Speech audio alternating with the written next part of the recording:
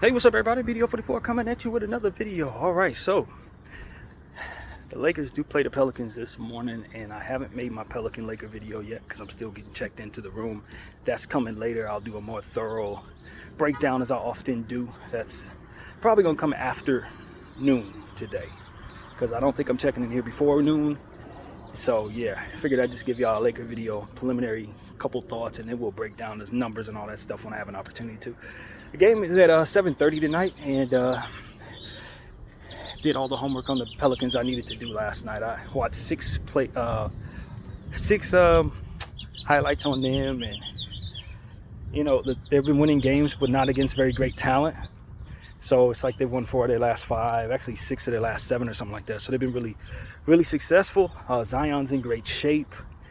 They've added some reinforcements, some very serious ones, to be honest with you, and Kelly Olynyk, who's had a resurgence, and Bruce Brown, who's getting in shape. They got a European dude. I don't have his name in my head right now, but they've been utilizing him a lot, and he's been very prevalent in these highlights. Trigger Murphy's having a great season, stepping into the player that I always knew he would be, starting to use Jordan Hawkins, who I think is one of the best catch and shoot players in basketball already.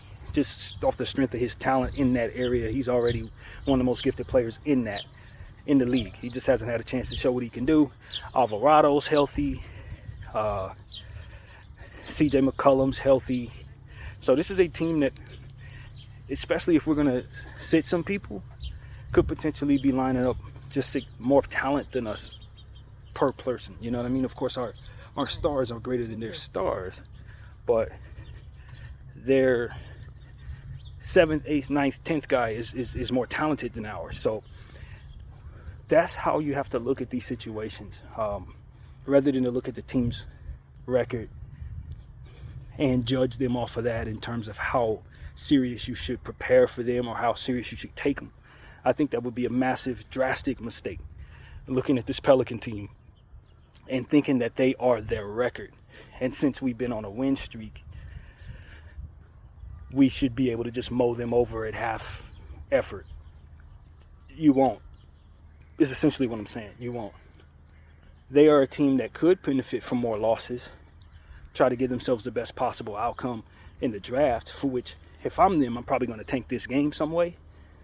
But just the same, with Zion healthy, CJ healthy, Trigger playing great, Alvarado healthy, these are things that we really need to take seriously as it pertains to if those players who are on a playoff team that had a prevalent name, like say the Knicks, of whom we're going to see next, you would be preparing to give them a different level of energy than maybe you would looking at the Pelicans record, and given the fact they're going to be wearing them red jerseys today instead of something orange or green. So this is the type of thing that I'm saying to you guys as it pertains to taking the talent seriously that we're going up against tonight.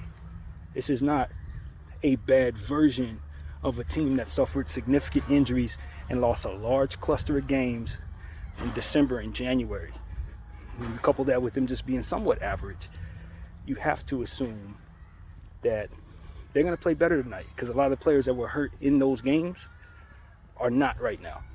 Some of the guys that weren't there are now incorporated. Bruce Brown, Kelly Olynyk. So you got to respect what they're throwing at you. Yves Missi is a Rookie of the Year candidate at this point. You know what I mean? So they got a lot of guys, man. A lot of size, specifically. And some very talented shooting. So that's what I'll say to you. Brandon Ingram's no longer there, but he was missing. They replaced him with someone who's very durable. And that's, well, not durable, but somebody's very serviceable in situations, like Bruce Brown and Kelly Olynyk. That's who they traded B.I. to Toronto for. So when you consider that they've been missing B.I. all year and haven't had the requisite amount of talent, now they've inserted depth and playoff intensity, guys who have a desire to keep their own careers going and be a part of winning situations in the future. They're going to want to play well on a big stage like tonight. Bruce Brown is going to want to remind Laker fans that he was a big problem for them when he played for Denver. You know, Kelly Olynyk is going to want to remind Laker fans that he's somebody they need to be looking into to pick up a center over the next several years as he continues to stretch the floor well. You know, so it's like we got to be very aware that this team has the ability to run up the score in ways that the Clippers weren't able to without shooting well and not having a healthy dose of players out there. Dallas, of course, was not able to, with their team being as hobbled as they now are. That you know, we just didn't see that type of offensive potential in some of the teams that we previously saw. Holding the Pelicans tonight to under 100 is not something I expect us to do.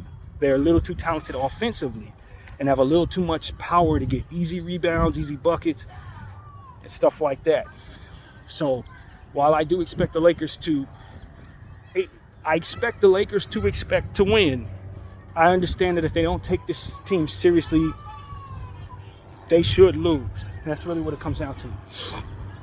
This is not the game that you look at and say, oh, this is a bad team, man. Let's just sit everybody, and we can go out there and just try to see if we're going to get a victory off the strength of us being a team that's been playing well, next man off the bench, you know, mentality and all that. And that's not going to beat Zion and CJ and Trigger. That's not going to beat them. You got to play hard.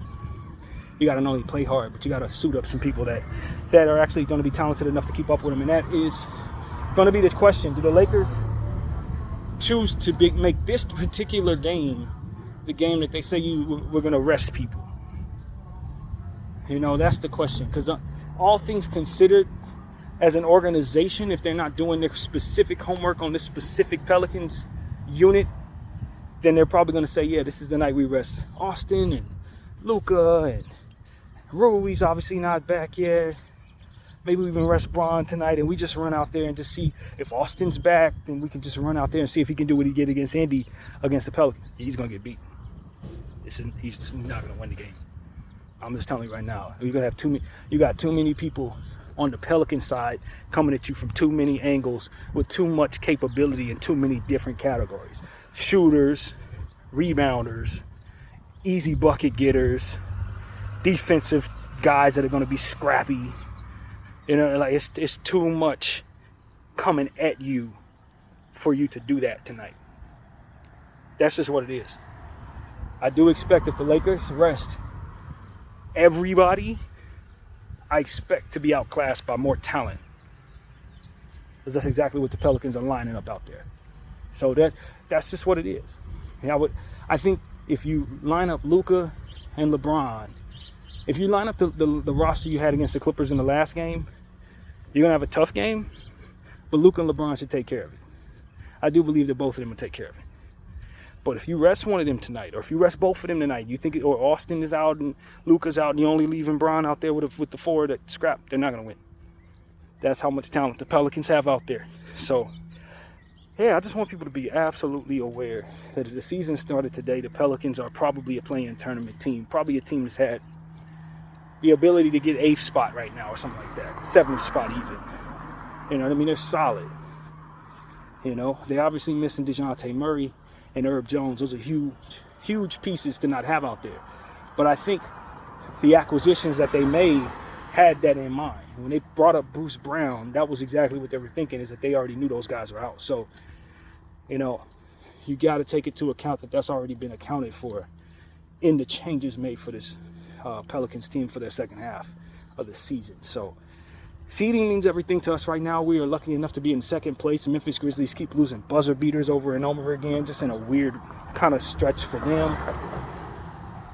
Denver plays Boston twice next week, so it's about to get weird for them. The Rockets been losing games. The Clippers are losing games. Everything's working out for us for the most part. We just need to find ways of winning basketball games.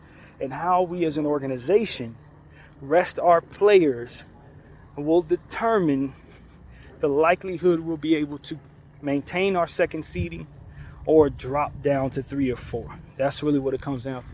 Because if they make the wrong organizational decisions and start punting certain games, resting the wrong people, removing the wrong ingredients, then those losses are going to come. We're on a nice little 6-game winning streak. You're liable to get the best from Zion, Trigger, and CJ tonight, and Alvarado and those guys. They're likely to give you their best. Bruce Brown's getting healthier by the second. We know we've had trouble with him. You understand what I'm saying? So it's like this is not a light game. This is their record tells you a lie, an absolute lie. This is a team that has won a lot of games in a short amount of flurry that we're in right now. This is the wrong time to see them, basically, is what I'm saying. If you want them to mow over and just lose, this ain't the time to have a game scheduled against the Pelicans. This is actually their best ball they've played all season long right now. So if you're not ready to play a team that's playing their best with new acquisitions that don't account for that record, then don't suit up tonight. Don't suit up tonight, because you got to play hard to beat them. And mind you, the last time we saw Zion Williamson play at any capacity, he was beating the crap out of us. We had no answer for Zion Williamson in the play-in tournament game. Or was it the game before the play-in tournament game last year? Because remember, we played them twice. The final game of the season was against the Pelicans, and then, of course, we ended up, because we won that game, having to play them again in the play-in tournament game. The game that we forced ourselves into that position was the game where Zion was kicking our tail, and then it got hurt in the third quarter. I mean, with the 3-minute mark of the fourth quarter, near the end of the game down the stretch, he ended up going down, and he was killing us at that point. We had no answer for him. He was just scoring at absolute will. And so that's what I'm here to tell people tonight. This is another one of them scrappy games, physical games. And having to deal with Zion is a monster of a nightmare for anybody when he's in shape. He is not normal. He is moving harder and stronger than pretty much all humans in the NBA. I believe he is the strongest force in the NBA today. I believe that. I don't actually think there's anyone really stronger than him. Not really. Not in all honesty. There are people bigger than him, for certain.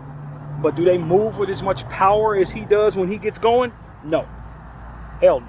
No, they don't. He's the strongest, most powerful piece that I can think of in the NBA. So, yeah, that's what I'm telling people, man. You got to be very, very careful with this particular matchup tonight, because Zion is in great shape. His conditioning is where it needs to be. And he has a lot to prove, whether his team makes the playoffs or not. He has a ton to prove. And I think against the Lakers, he should have a lot of confidence. So we need to be very, very aware of that and stay keeping bodies around him. I would say make somebody else beat you. You don't necessarily allow him to do it. That would be what I say. And so, and then, you know, like I said, they got two of the best shooters in the NBA, in my opinion, in Trigger Murphy and Jordan Hawkins. Them dudes, they haven't fully become who they're going to be. They're not fully developed yet, but they're significantly talented shooters. And CJ McCollum, of course, is a napalm bomb when he's got it going. You know, he's not someone that's going to be to be reckoned with when he's got it going. And so that's what I know. I'm not a big fan of CJ McCollum as a player. I think he's a bit more selfish than I'm prepared for him to be in a lot of situations. Seems like a good locker room guy, and seems like a guy who can really help his team when he puts his head down and looks to go after his own. He could really be a hell of a zone-in type of microwave talent. But I just think that he doesn't move the ball around enough for my liking. He tends to take shots he has no business taking. He tends to try to play hero ball down the stretch. Another guy may be open. He's going to go after attacking double teams and stuff like that off the bench. Off the dribble is what I'm trying to say. He's going to attack double teams off the dribble and force the issue a lot of times when he might have an open pass to a wide open shooter. So that type of stuff always, to my eyesight, hurts the Pelicans. And he's done that a lot of times when I'm watching. So I ain't seen too much CJ McCollum, but when I do see him, he's usually doing stuff like that. So that's my thing, is I don't really love watching him play. But I also understand that if he's got it going, he can drop 50. You know, he can drop 50 right away. So that's what I also understand. You just got to be very careful with him. He's been on a nice stretch during this streak for them. And although they've been beating some lowly guys, the Spurs twice without Wemby, and De'Aaron Fox is in a significant slump. They beat the Utah Jazz. They depleted most of their roster in that game that they played against them. They beat the Phoenix Suns in a back-to-back. They beat them once and they lost once to them. We know Phoenix is in trouble right now. So they haven't really beaten anybody in this stretch. But just the same, you got to take into account that this is a very capable team right now that's stringing together wins at a very impressive rate over the last 7-10 days. So that's really what it is. They're one of the hotter teams out there. Take them seriously, and hopefully we can just have enough healthy bodies out there to get it done. And you know, we're hobbling right now. I think resting people is probably the smartest idea, just the same as it pertains to our bigger picture. But seeding is so important to us. Home court advantage, especially against some of these guys, these teams that we're surrounded by, is essential. We already know we're not getting OKC. If you look at the Lakers standings right now, although we're in second place, you're actually closer to being literally out of the playoffs than you are to actually catching the first seed. So you're not catching OKC, not unless something weird, extremely weird happens. I think we're like 8.5 games above 11th place or something very dangerous right there. So like, this is one of them situations where the Lakers really have to make damn sure that whatever they decide to do is going to limit the likelihood that we don't have enough players in one given moment later on when we go on a tough stretch. Because let's say you go on a 7-game losing streak when you have that middle of the month, March, triple back-to-back in a week part of the schedule. We understand it. I think if it's either next week or the week afterward, we have 3 sets of back-to-backs throughout the course of the week. If you lose all of those games, which is totally plausible given the strain that it could put on the body and the injuries that we're taking on, you could literally find yourself fighting in a play-in tournament seed at the end of that process with only like 16, 17 or whatever many games left. So this is why whatever we decide to do as a team to stay, you know, to conserve bodies and stay healthy, will indeed determine the likelihood that we're able to maintain home court advantage or even stay in the playoffs. So that's really what I'm most concerned with as a fan. It's just, can we maintain the ability to stay healthy enough to compete when that schedule starts getting as rough as it is going to be, because it's going to get rough. So that's what I want to say to everybody, man. Of course, like I said, that game video is coming. It's coming. I'll have it a little later. I just want to give y'all a preliminary rough around the edges outlook on this game tonight. And I also want to say prayers out to everybody dealing with injury, man. It's been a lot of injuries lately. Obviously, the big one is in Dallas with Kyrie going down with the torn meniscus, I believe it is, torn ACL. I saw that he went to the free throw line, got carried basically to the free throw line and hit both his free throws in pure Mamba mode. And I just understand that he's of that ilk, man. He really is a disciple of Bean, man. And I don't know that we've ever seen anyone outside of him and Bean do that. And, you know, it's rough, but I believe we'll see Kyrie play ball again. I don't think this is career ending. He is, in his early 30s or mid 30s.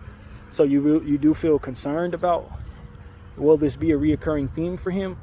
But without hearing the doctors talk about it too much, I do expect a full recovery. I think this is somebody who's gifted at the game of basketball in some very, very divine ways. And he's still got a lot left to give to the game, I believe. So I'd like to see him continue his career outside of Dallas, to be honest with you. But that's an entirely different conversation for another day. Well, whatever the case may be, man, I really feel for any player that's dealing with injuries. We got some on our team as well. And you know, we take the game seriously. We don't take it for granted. I think if there's any athletes listening to me, you know, don't take the game for granted. Anytime You get out there and do what it is you love to do. It's a blessing, because the body doesn't always, it's not going to stay upright forever. You know what I mean? Even the best of athletes are going to eventually have to sit down. So take it seriously. Put it all on the line. It's the strangest thing, because when he had that injury last night, the first thing that came to mind is a conversation that I had on this channel a couple years ago about him, and how one day he would have all the time in the world to do whatever it is he was prioritizing over basketball. But to get out there and play basketball, because your body ain't going to be able to be as young as it needs to be forever in order for you to play at this level. And you're stepping away from the game, taking for granted your ability to play. There were other things that were more precedent, more important, he prioritized over basketball. And my thinking was, the things that you're prioritizing over basketball, when you're not able to play basketball anymore, you're going to have time to prioritize those things completely. Let's seize the moment while the body is able to continue to play at a high level, maximize all of the different things that come with playing ball, so that you don't have any regrets when the day comes where you can't play anymore, knowing that you were prioritizing everything but playing. You know what I mean? And that's what came to mind. It's like, now we're in a space where this injury is going to remove him from the season. Prayers it goes well and he can able to come back. But now he's in his 30s. This is the concern that I had. Like, yo, if the injuries start piling up later, now you look back on all them days when you was taking games off, and this situation or that situation that didn't really have much to do with you not physically being able to be out there. And this is ultimately when you regret it the most, when the body is now starting to tell you, hey, our playing days could be potentially soon over. So that's really my take on things. You just got to take care of you, focusing on what needs to be done when you have a physical job like NBA basketball. Though you have a split mindset about what you should prioritize, or maybe see the world a certain way to where you can't really focus on ball like you need to while certain things are taking place, when you really think about it, you're only going to be in your prime for a small amount of time. You got to prioritize the ability to maximize the prime of your career, so that when it's time to say goodbye to the game, you would have left it all out there, and now you can focus on all the things that most matter to you without believing that you're leaving the game with so much that could have been given to it, I guess is what I'm trying to say. So yeah, that's what I want to say, man. I hope this is received in good energy. Prayers out to all athletes and young players, man. If you really have that talent, prioritize the game. Prioritize it early. Maximize your play time. You're going to have all the time in the world to do other things that don't require you to physically be in great shape in order to do it after that shape is no longer in your life. So that's really what I got to say, man. Take care of ourselves. Go Lakers. BDF44. I thank you all for watching.